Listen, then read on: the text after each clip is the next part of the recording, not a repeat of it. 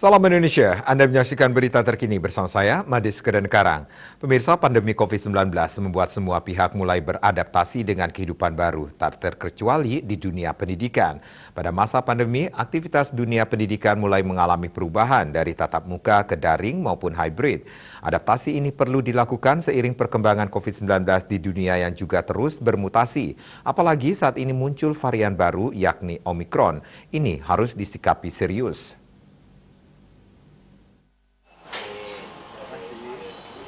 Rektor UNUD Profesor Inyoman Gede Antara mengatakan dengan adanya varian baru COVID-19 yaitu Omikron, semua masyarakat termasuk dunia kampus harus lebih berhati-hati lagi. Dunia kampus harus meninjau ulang dan mengkaji kembali rencana pembelajaran tatap muka PTM terbatas untuk sejumlah mata kuliah pada semester yang akan datang.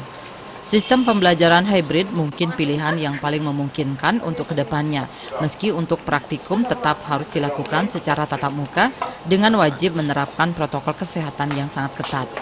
Pihaknya berharap warga kampus sama-sama memahami dan memaklumi situasi sulit ini, yakni tetap melakukan prokes dengan ketat dalam menjalankan tugas-tugas di kampus. Pihaknya akan selalu melakukan penyesuaian sesuai dengan himbauan pemerintah. Ini sangat penting karena keselamatan sivitas akademika dan masyarakat kampus adalah prioritas utama. Hal senada disampaikan Direktur Politeknik Pariwisata Poltek Parbali Dr. Andes Ide Bagus Putu Puja Mkes. Di tengah bayang-bayang varian Omikron, pihaknya akan terus mentaati regulasi yang ada terkait pencegahan COVID-19.